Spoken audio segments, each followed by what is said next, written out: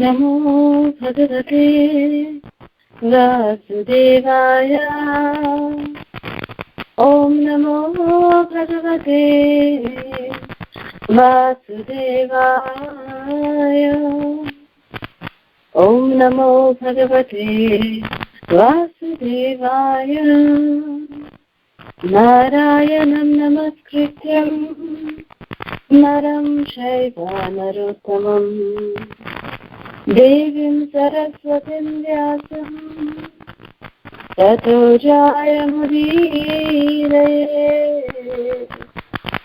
नष्टप्रायेषु भद्रेषु नित्यं भागवत सेवया भगवती उत्तमा श्लोके भक्तिर्भवति नैष्ठिकी। कृष्णाय वासुदेवाय देवकी नन्दनाय च नन्दगोपकुमाराय गोविन्दाय नमो नमः। नमो पङ्कजनाभाय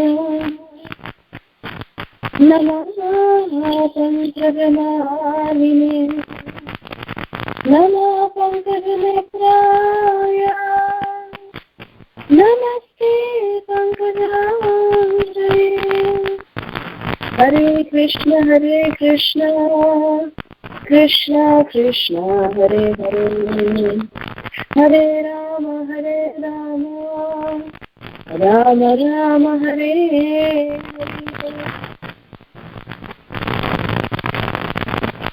So this month of Purushashtakam, we will try to delve deep into the Nectarian Mellows of Sri Chauragragnya Purushashtakam. As we all know, this Purushashtakam or Chauragragnya has been written by the great saint, the Bilva Mangala Thakura.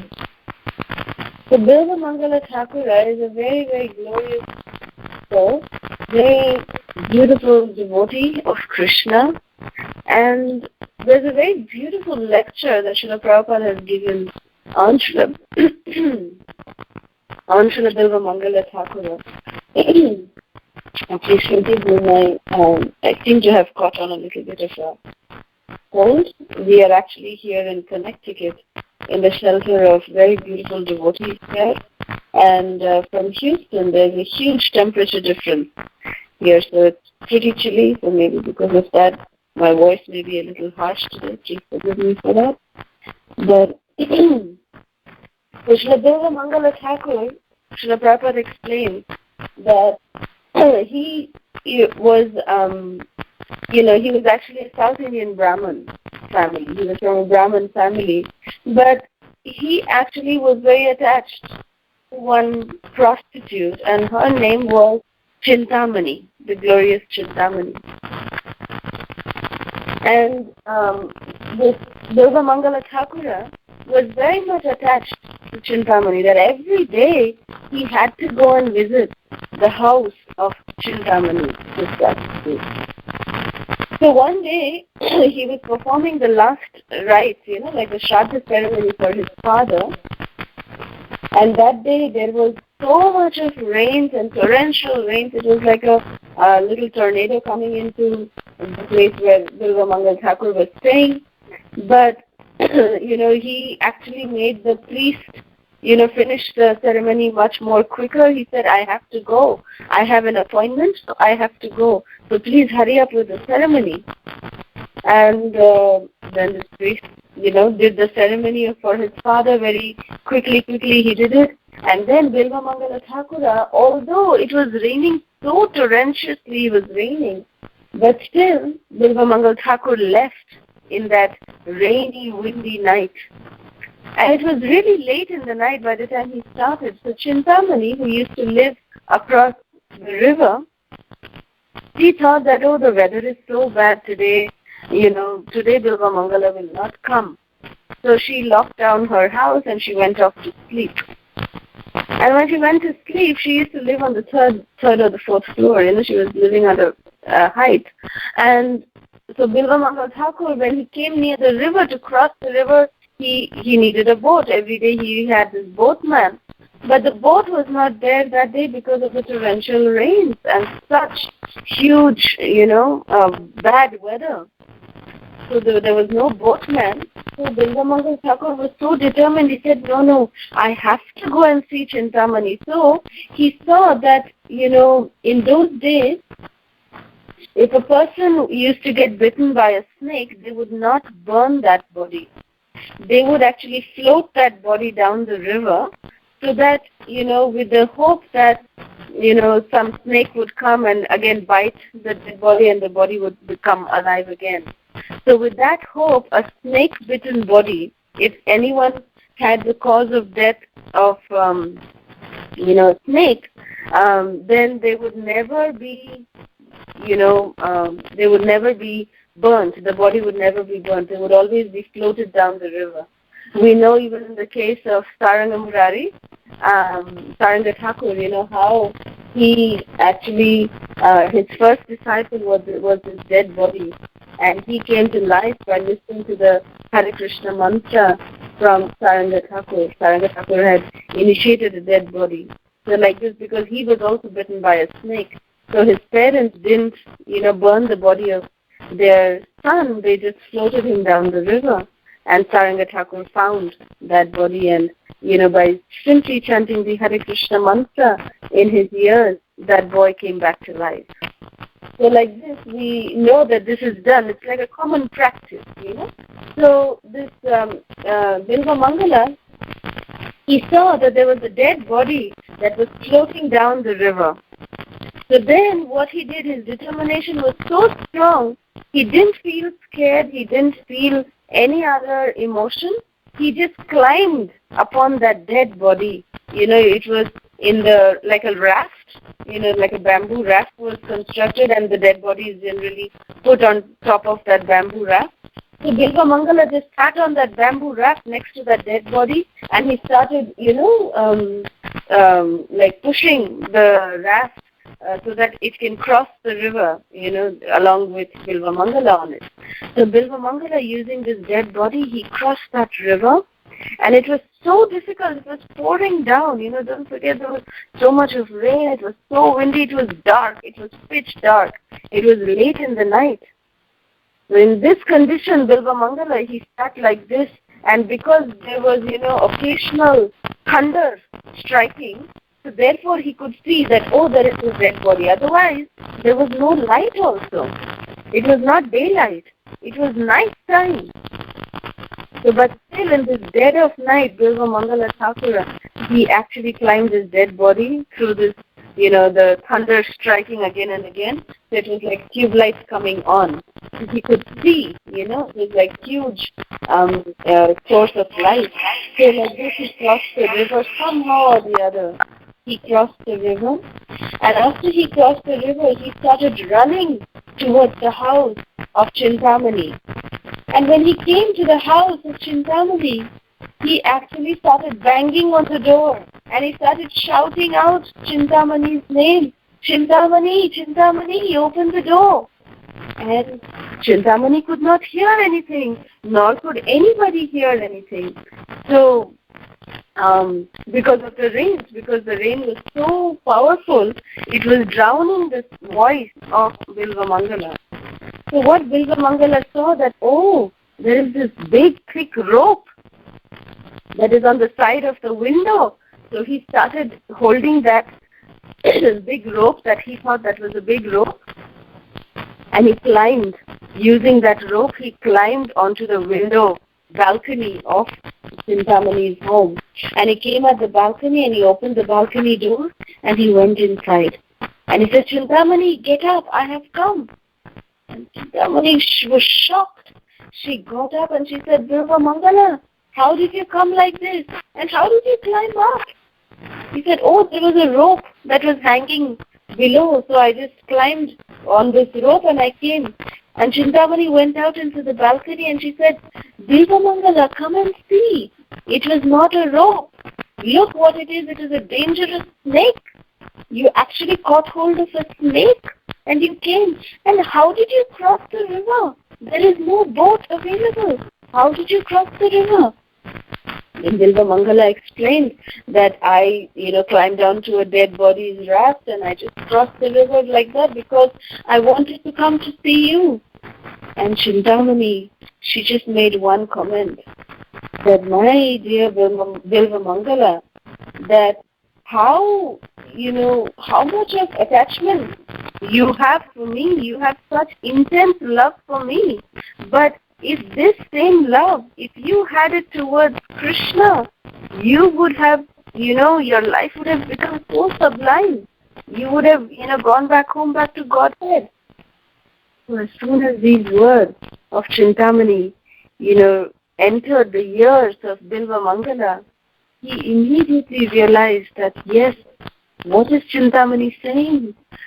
What kind of risk I took? I, sat on a dead body's, raft. I climbed onto her balcony using a snake, not fearing my life. I have to dedicate my life towards Krishna.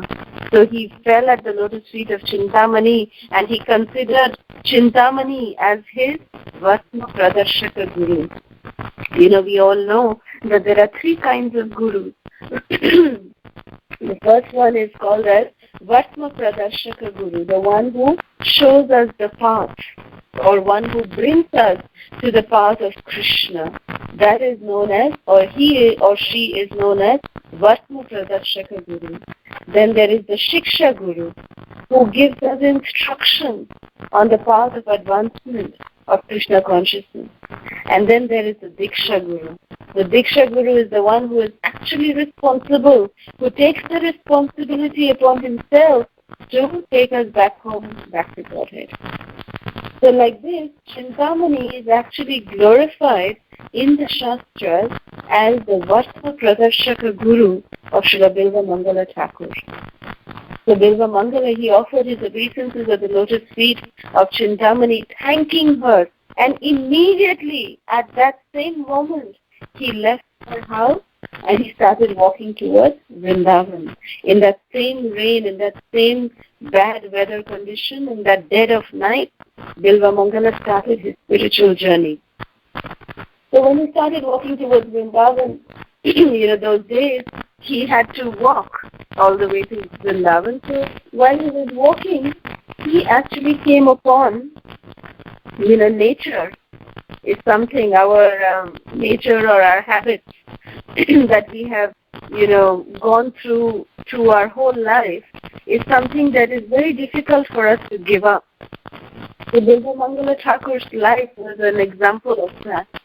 So Bilvamangala, when he was on his way to Vrindavan, his eyes, he got attracted to one more very chaste Brahmana's wife. She was very beautiful. This lady was very, very, very beautiful to look. And Bilvamangala, he started lusting after this Brahmana's wife. And she was walking with her own husband, but Bilvamangala shamelessly started walking behind her and started drinking the nectar of her beauty through his eyes.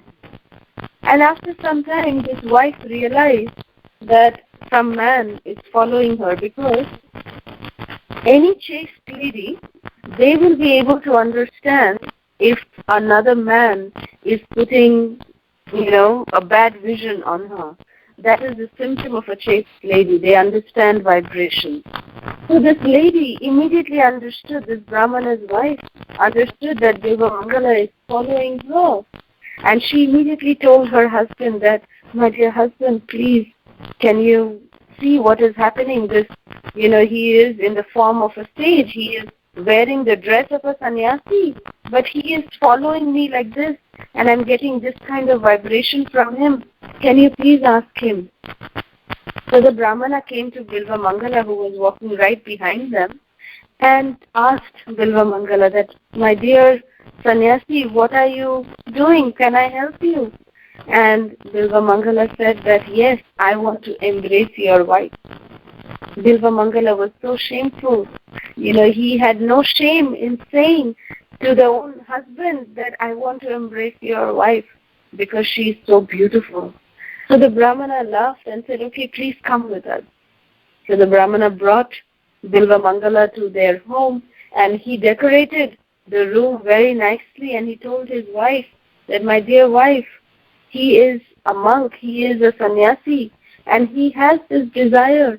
This must be the will of God.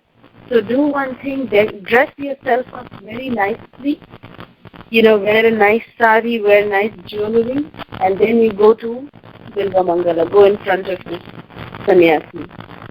So the wife, she was so chaste, she did not question her husband. She then dressed up, having complete faith in the lotus feet of Krishna. This Brahmana's wife dressed up very nicely, and she came in front of Bilva Mangala. And as soon as she came in front of Bilva Mangala immediately had a transformation of heart. And he offered his obeisances to this lady, and he called the Brahmana inside, and he said that you both are epitome of, service to devotees. I am not a devotee at all. So what I request you, he addressed that lady as his mother. He said, my dear mother, I want one bhiksha. I beg one thing from you. So the Brahmana's wife nodded, and he said, my dear mother, please remove the hairpins from your hair and give it to me. So this lady did exactly that and gave her hairpins to Bilva Mangala Thakur. And then in front of both of them, Bilva Mangala Thakur put the hairpins in his eyes, and he said, these eyes are so sinful that they do not know how to appreciate the beauty of the Supreme Personality of Godhead, Sri Krishna. Only through the eyes of my heart I want to see the beauty of Krishna. But these material eyes are so accustomed to see the so-called beauty of this material world. I don't want to keep such eyes which are a hindrance in my path of devotional service. So therefore he just plucked out his eyes and he became this blind saint. And he then continued on in his journey to Vrindavan. And Srila Prabhupada explains that Bilva Mangala Thakur stayed for 700 years. For 700 years he stayed in Vrindavan, and every day there was a little Brajavasi boy who would come to Bilva Mangala Thakur, and he would offer some buttermilk chaach to Bilva Mangala, and Bilva Mangala would drink that every day. He would some days bring milk, some days he would bring chaach, something or the other this little boy would bring to Bilva Mangala every single day. And Bilva Mangala would sing beautiful bhajans that he would compile in glorification of Krishna. And this little boy, one day, he started playing on his flute. And then that day, Bilva Mangala said, my dear Lala, what is your name? And then this little boy said, oh, my name is Brajendra Nandana. I am the Lala of Braj. So like this, and then, Bilva Mangala actually ran behind him and touched the hands of Krishna. And immediately he could feel that that little boy is none other than Krishna himself. So like this, Bilva Mangala spent his days glorifying Krishna, and Krishna would personally interact with Bilva Mangala. Very, very special, very amazing life, very glorious life of Bilva Mangala. And there was one small pastime that I heard from His Holiness Mahavishnu Maharaj. Mahavishnu Maharaj, we all know, is Srila Prabhupada disciple, and he is very, very expert in, the life of the saints of our different acharyas. So one time in Mayapur, this is long, long ago, I heard this pastime from Srila Mahavishnu Maharaj. I will repeat that to all of us. And he explained that what was Bilva Mangala Thakur, or who was Bilva Mangala Thakur in his previous life. And this pastime, of course, the story of Bilva Mangala Thakur even in this life, it looks very intense, that how he could again get attached to another, woman like this, and then how he plucked out his eyes. Wasn't that a little too extreme? So many things, but I will come to all of that a little later. But in his previous life, Mahavishnu Maharaj explains that he was a great sannyasi. He was a very, very wonderful devotee of Krishna. And, he was actually the organizer of different, Krishna kathas. He would organize Bhagavad kathas, Bhagavad Saptahan. He would do all of these festivals. And one particular day, he was, organizing this, huge festival, and in glorification of Krishna, actually like a Bhagavad Saptah, he was organizing.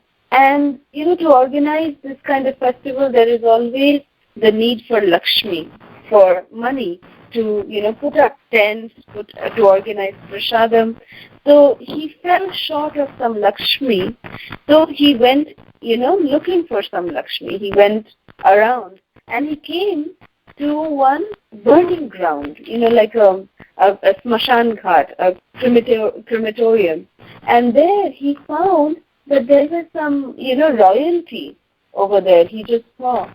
And he noticed that the king was actually there, present, and he was burning his 18-year-old daughter, who had just left her body.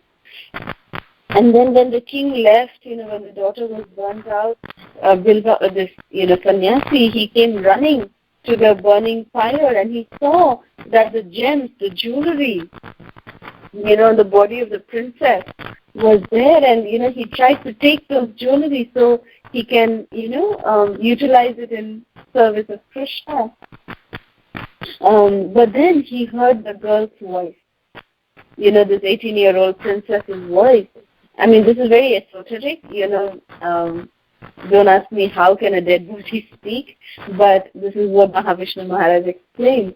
And Maharaj said that this dead body, this princess, she started speaking, and she said, "My dear sannyasi, please don't take the jewelry from my body. Do one thing, go back to my palace, go to my father, and tell him that there is some jewelry that is there in my room. It is there in my room, so it is there in a box in a secretly hidden place. So you go and tell this to my father, and then my father will know that, yes, I have only sent you, because no one other than my father and me know about this place.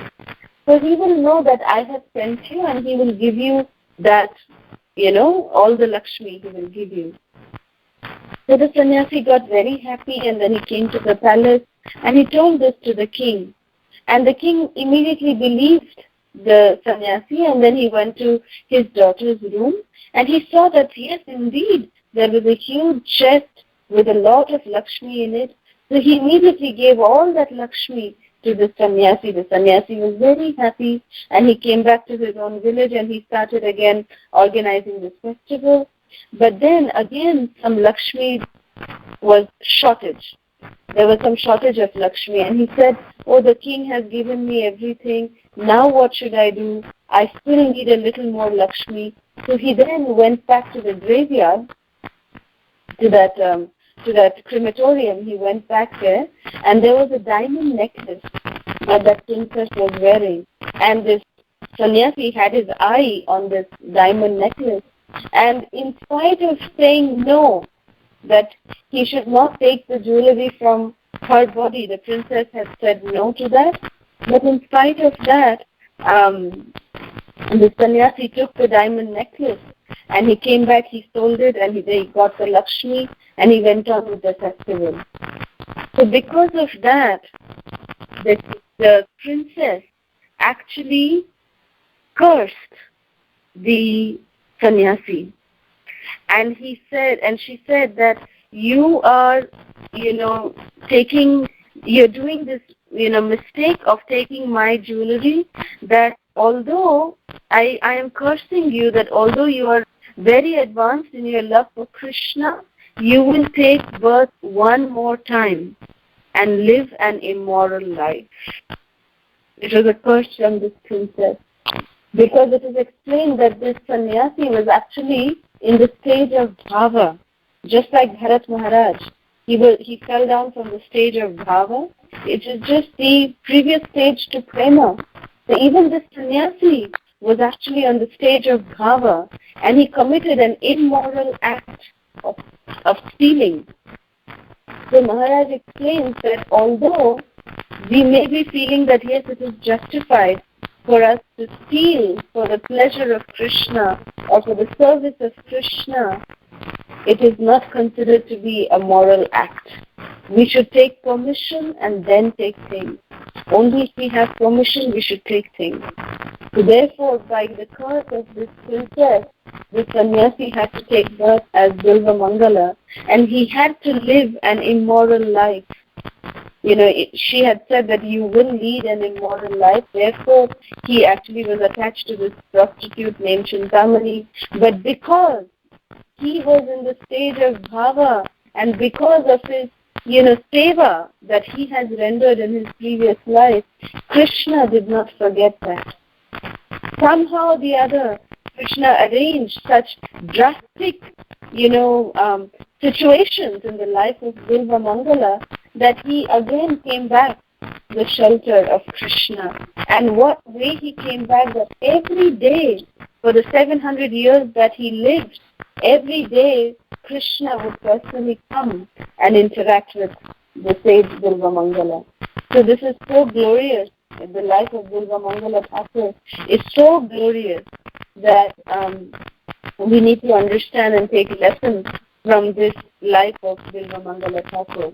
And in this regard, even Srila Prabhupada, we see that how Prabhupada was also very careful in making sure that, one time what happened is, in New Vrindavan, when our project was going on over there, one time one devotee, when Srila Prabhupada was there, one devotee went to the house of another person. There were many people who were living in West Virginia, in the New Vrindavan vicinity, and they had very beautiful roses and flowers growing in their yard. And this devotee, without taking the permission of the owners, they just plucked the flowers. And they came very happily to Prabhupada and said to Srila Prabhupada that, Prabhupada, look, we are offering Krishna's property back to Krishna. So we don't need to take permission. So what we did was correct, Srila Prabhupada.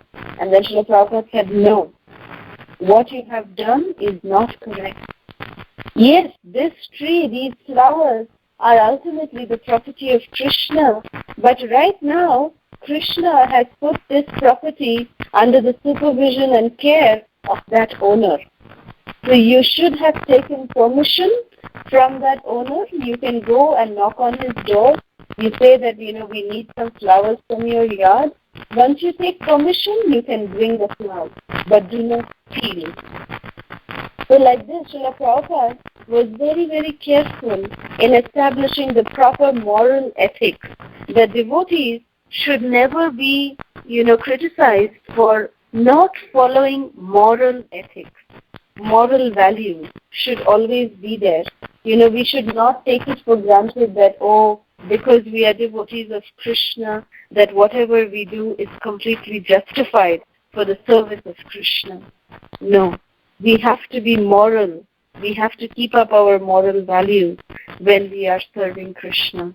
So in this regard, Bilva Mangal Thakur's life is a huge lesson for all of us, and how Bilva Mangal Thakur spent, the rest of his life in compiling very beautiful poems in glorification of Krishna. He has written very, very beautiful books in glorification of Krishna. One of the most famous ones is called as Krishna Kathamrita.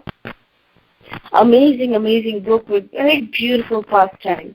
And because Bilva Mangal Thakur was very much attached to the childhood pastimes of Krishna, so therefore he actually is the compiler of this beautiful Chauragragnya Purushashtakam, where he is glorifying Krishna as the transcendental thief, the supreme thief, the Mahachor, So with this background, we will sing the first verse and try to understand the meaning of the first verse of Sri Chauragragnya Purushashtakam by the blessings and mercy, by invoking the blessings and mercy of Srila Bilva Mangala Thakura, so that we can understand the proper import of how in what mood Srila Bilva Mangal Thakur glorified Krishna as the transcendental thief.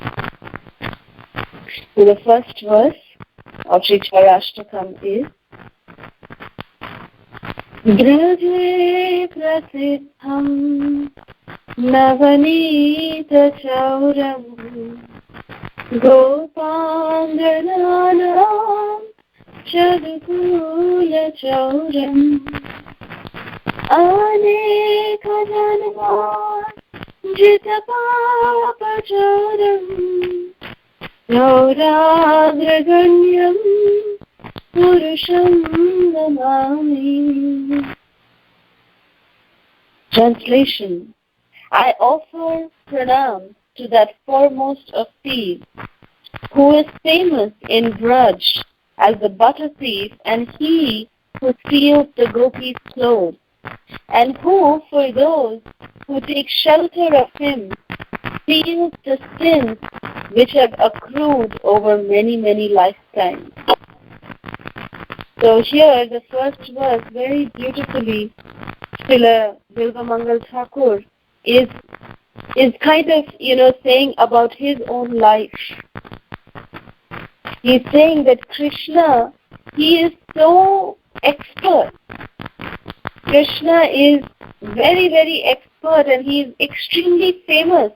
Where is Krishna famous? In the land of Braja. Braje prasiddham navanita chauram. Navanita means butter. So Krishna is famous as the butter thief of Sri Brajadham.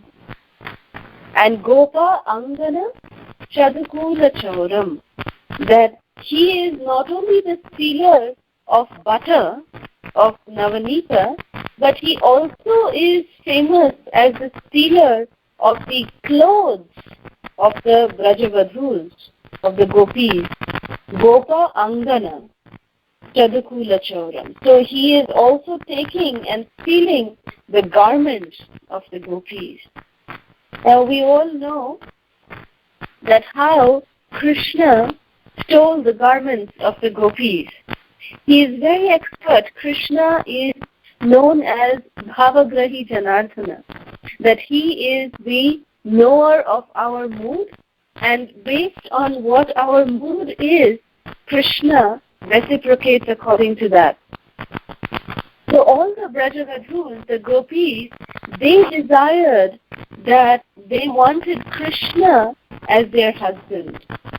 They were in fact rendering this 1 month of very, very austere tapasya they did to Katyayani Devi, to Srila Durga Devi, and their desire was that they wanted Krishna as their husband. So the gopis themselves exemplified, many times this question comes, that should we worship the devatas? Yes, if we can worship the devatas in the mood that the gopis worship the devatas, that to get Krishna, to get service of Krishna, then it is perfectly fine to worship the devatas. So if we can ask for the benediction of Krishna from the devatas, then it is perfectly fine to worship the devatas. So this is how the gopis exemplified the worship of Katyayani Devi. And every day for 1 month, in the month of December, in that very, very cold month of December, the gopis would take bath in the rivers of the Jamuna before sunrise, in the early morning hours. They would take bath in the Jamuna. It was so cold. And still they would, in that cold, they would take bath in the Jamuna, and then they would come out from the Jamuna. They would make a very beautiful deity of Katyayani Devi with the Jamuna mud, and they would chant this very beautiful mantra. They would say, Katyayani Mahamaye, Mahayogini Adhishwari, Nanda Gopa Sutam Devi, Patim Me Kurute Namaha. They would pray to her saying that, hey Katyayani Devi, you are Mahamaye, you are the great, Maya Devi. And not only you are Maya Devi, but you are Mahayogini. You are the greatest of all mystic yogis. And you are Adhishwari, you are the goddess of this material world. Durga Devi, Adhishwari. So, before we ask our desire, we need to glorify the personality. So the gopis glorified Katyayani Devi like this. And by then, after that, they asked what their desire was. Their desire was Nanda Gopa Sutam Devi. That, hey Katyayani Devi, that Gopa, that cowherd boy, who is Nanda Gopa, who is, the son of Nanda Gopa Suta, Nanda Gopa Sutam. So the cowherd boy who is the son of Nanda Maharaj, that Krishna, Patim Me Kurute Namaha, make him our husband. Patim Me Kurute Namaha. May we get that cowherd boy who is the son of Nanda Maharaj. May we get him as our husband. So like this, the gopis would pray to Katyayani Devi every single day in this month of December. And they performed this very rigorous austerity for 1 month to please Katyayani Devi. And then at the end of that month, Katyayani Devi was very happy with that performance of tapasya by the gopis. And she came and said, how did the Mellows give you some talking? And she blessed the gopis by saying that, may you get Krishna as your husband. May your desires be fulfilled. So then, to fulfill the desire of the gopis, one day, Krishna, actually we should know that the life of Krishna, he has the Ashtakala Leela going on every single day in his life. Krishna, he would have, night pastimes with the gopis, and then before sunrise, during the Brahma Muhurta, Vrinda Devi would wake up Krishna and Radharani, and then Krishna would come back to Nanda Bhavan in Nandagaon, and Srimati Radharani and the gopis would return to their own homes. So nobody would know, none of the elders would know that Radha and Krishna have been missing the entire night. So, like this, Krishna, one day he came back. Krishna would every day do this pastime. So only Balaram, he knew that he is, Krishna is missing. So one day what Krishna did is that he knew that the gopis would go out every day during this Brahma Muhurta time. So that particular day, Krishna actually left very, very early in the morning. Mother Jashoda, she would come to wake up Krishna as soon as the sun would come up, and then she would bathe Krishna, she would give breakfast to Krishna, and then the cowherd boys would come, and then they would all leave together with the cows and the calves to graze the cows and the calves in the forest. So this was the morning routine of Krishna every day. But that particular day, when Krishna wanted to steal the garments of the gopis, Krishna left in the Brahma Muhurta. Only Balaram knew that Krishna is not there. And he told Balaram that I will meet you directly in the forest. You tell Jashoda Maya that I have gone with my sakhas, I have left early. So Balaram said, okay, you go. And then Krishna came to the Jamuna. On the banks of the Jamuna, he sat on the top of a kadamba tree, and he saw that the gopis, they had hung their garments on this kadamba tree, and they had entered the waters of the Jamuna without any clothes. So then Krishna just picked up all their clothes and he put it on top of this kadamba tree. He put it next to him, and he started playing on his flute.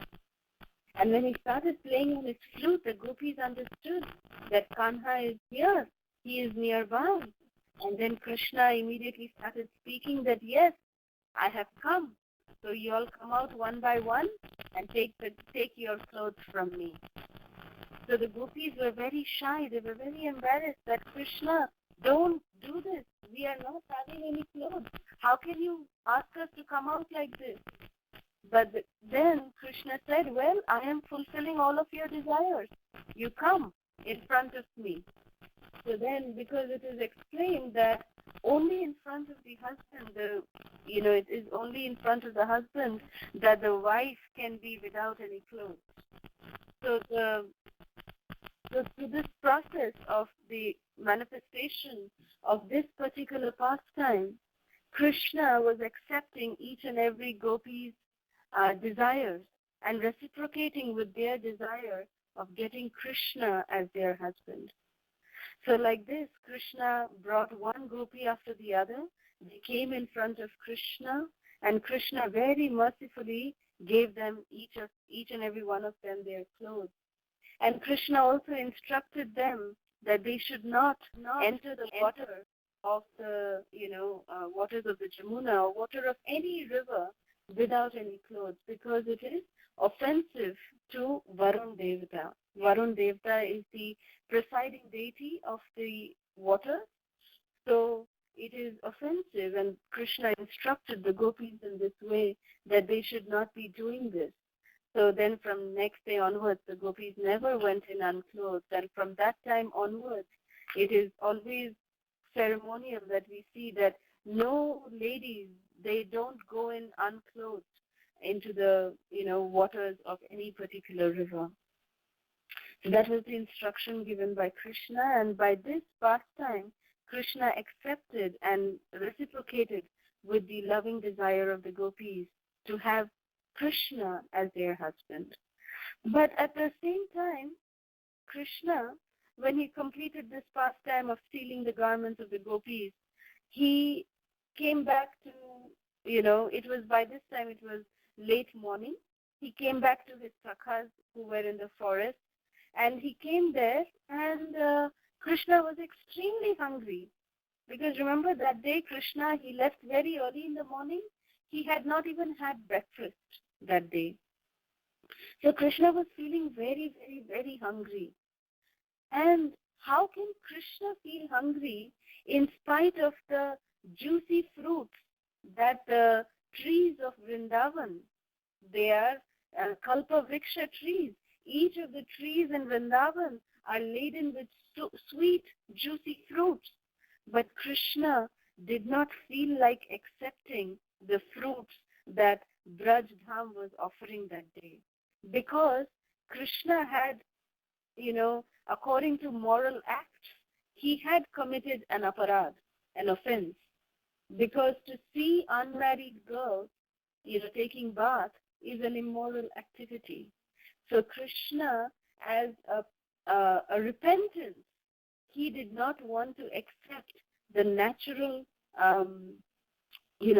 foodstuff that Brajadham was offering. Because for Krishna, of course, there is no, repentance, or there is no question of him doing any immoral act. But Krishna was doing this, this pastime was explained by Srila Radharaman Maharaj very sweetly. And Maharaj explained that for Krishna, there's no question of, having any repentance or him doing any immoral act, because the gopis belong to Krishna. And so Krishna can do anything that he wants with them. So, but still, Krishna wanted to set the right kind of standard, that people should not do the same thing that Krishna has done. And if they do, they should do what Krishna has done later also, that they should repent for such immoral act. So Krishna did not accept the juicy fruits that Brajadham was offering, the fruits of Vrindavan Dham that day.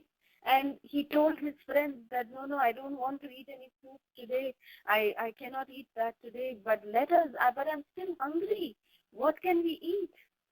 So then that was the day that Krishna actually told his friends that go over to the Brahmana.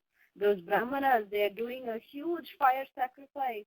And the wives of the Brahmanas, they have cooked a very nice feast of rice, dal, sabji, so many items. So you go there and bring some prasadam from them. So the cowherd boys of Krishna, they ran to the Brahmanas and they said that, oh, there, see, Kanha is very hungry, so please give us some prasad.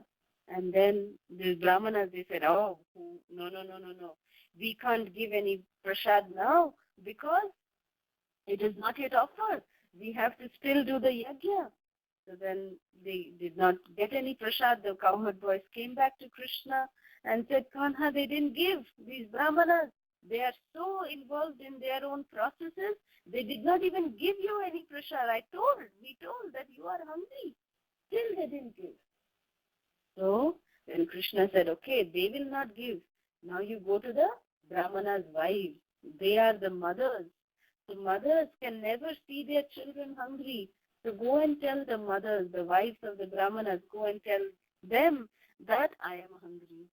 So the cowherd boys went back, and they went back to the wives of the Brahmanas, and they said that, my dear mother, you see Krishna and Balaram are sitting there below that tree, and they're very hungry. Can we get something to eat? And as soon as the mothers heard this, they packed up so much of prasadam, and they came running with the cowherd boys. They came running towards Krishna, and they gave him and fed him rice, dal, sabji, sumptuously. All the cowherd boys, Krishna and Balaram, sat and ate prasadam given by the Dvijapatnis that day.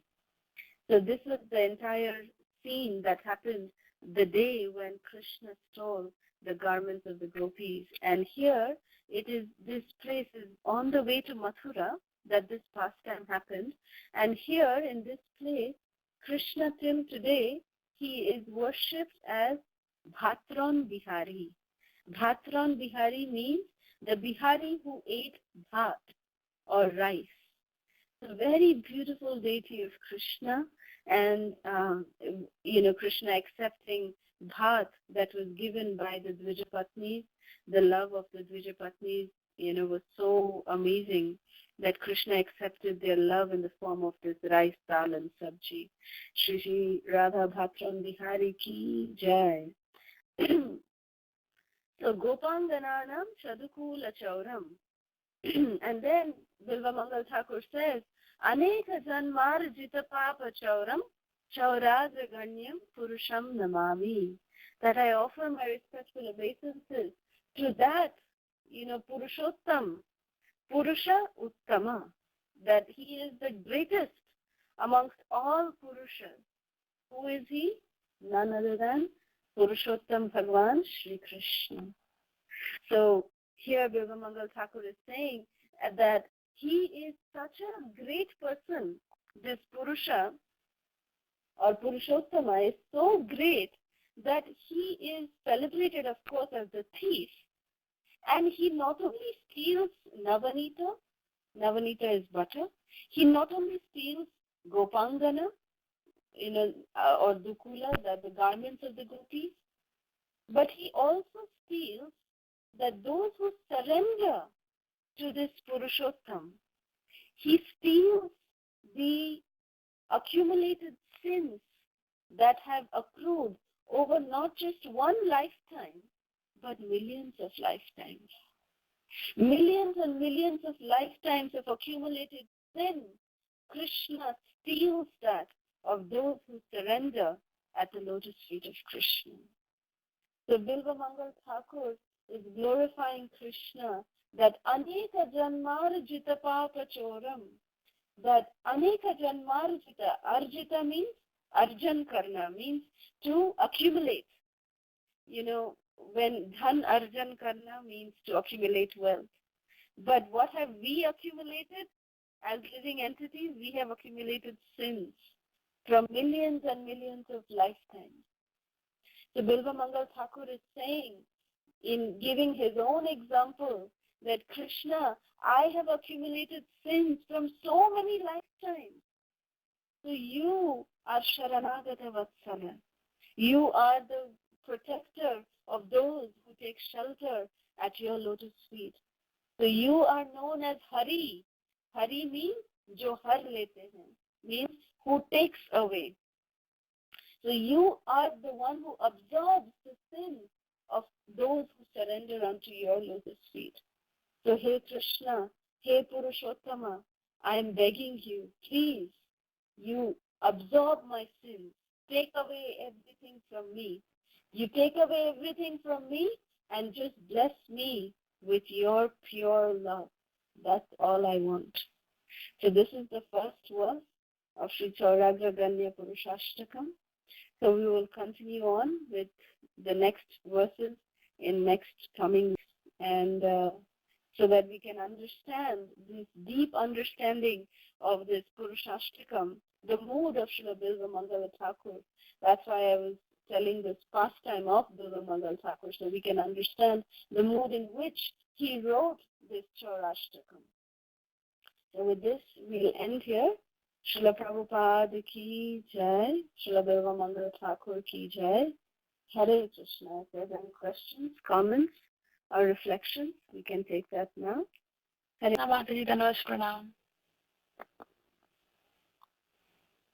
Krishna, Kishori. Mataji, from your mouth, the Nectarian Chauragragnya became even more sweet. Thank you so much, Mataji. And I really love the pastime where Prabhupada was mentioning not to steal. I mean, even I had it that why? I mean, if we are taking it for Krishna, it's fine, right? But Prabhupada is always teaching us the right way to do things. Srila Prabhupada actually said during this pastime, Srila Prabhupada said that I do not want that any of my devotees be ever criticized on not following moral principles. So therefore, Srila Prabhupada wanted each and every one of his followers, like Prabhupada Nugas, we are Prabhupada Nugas, we are followers of Srila Prabhupada. So Srila Prabhupada wanted each and every one of us to be morally upright, so that, people will get attracted, because for normal people, they will not understand that why we are stealing. They will just see we are stealing. That is immoral in their account. So they should not be able to point finger at any of the activities that devotees do. So that was the mood of Srila Prabhupada, that people should get attracted to devotees. And the way to attract people to, devotees is when they can live up to some moral value in their life, So that was Srila Prabhupada's mood. And you are listening with such intensity, so I'm grateful to your listening. That's why it is making this entire thing so nectarian for you. So thank you, Kishore. No, Mataji, it's your purity which makes it so sweet. Thank you, Mataji. Thank you. Hare Krishna.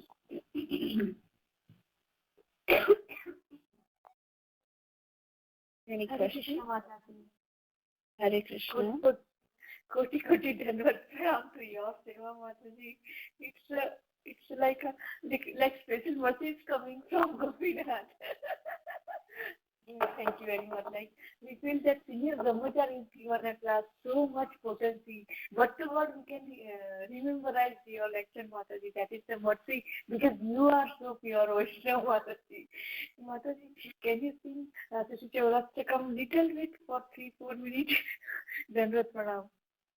Hare Krishna. Hare Krishna. Sure.